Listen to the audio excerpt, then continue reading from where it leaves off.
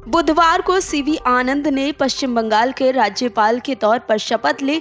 इस समारोह में पक्ष और विपक्ष के नेता भी शामिल हुए। कौन कहां बैठेगा इस चीज का भी खासा ध्यान रखा गया था, लेकिन समारोह में शामिल होने को लेकर आए विपक्ष के नेता शुभेंदु अधिकारी को पहली पंक्ति में सीट नहीं मिली थी, जिसके कारण भाजपा के नेताओं ने कार्यक्रम का बहिष्कार किया।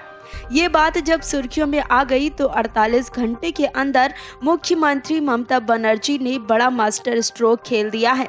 सीएम ममता बनर्जी ने विपक्षी दल के नेता शुभेंदु अधिकारी को विधानसभा स्थित अपने कक्ष में चाय पर बुलाया।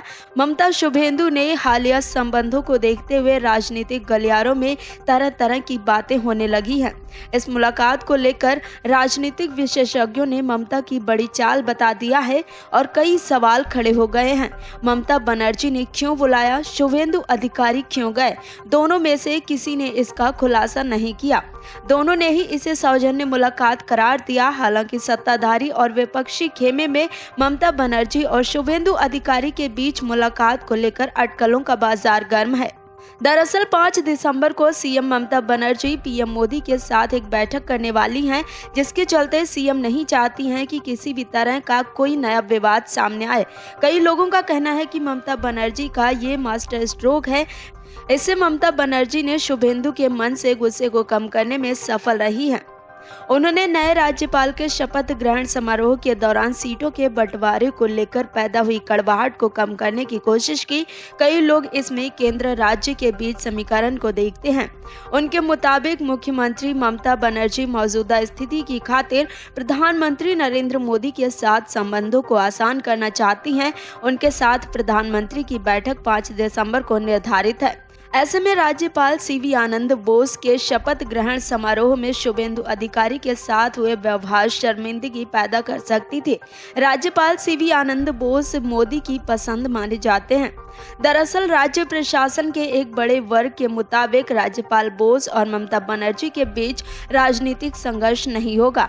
एक अधिकारी के अनुसार राज्यपाल बोस पिछले राज्यपाल जगदीप धनखड़ की तरह राजभवन से राजनीतिकरण नहीं करेंगे।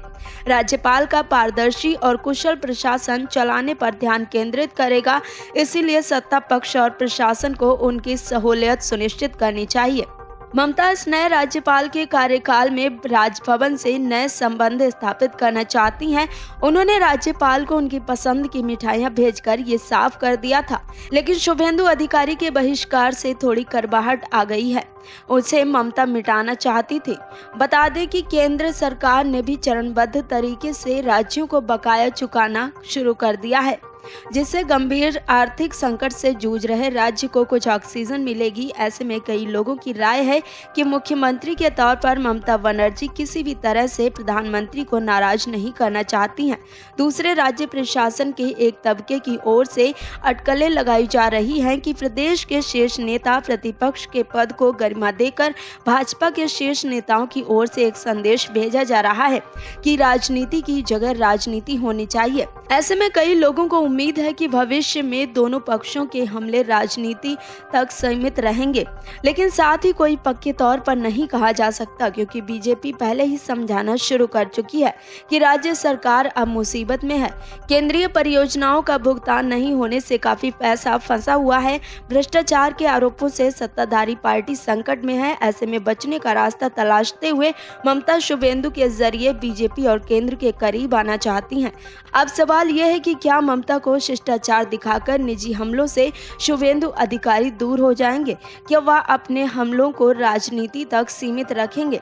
शुभेंदु अधिकारी और अभिषेक बनर्जी के बीच चल रही जुबानी जंग क्या कम हो जाएगी? मुख्यमंत्री विपक्षी नेता के इस नए समीकरण को वे और उनके करीबी कैसे देखेंगे? इसको लेकर कौतूहल भी पैदा हो गया है। अगले कुछ दिनों में प्रशासनिक और राजनीतिक गलियारों पर नजर रहेगी। Video desk amarujala.com। डाउनलोड करें अमर उजाला ऐप और पाएं खबरें लगातार।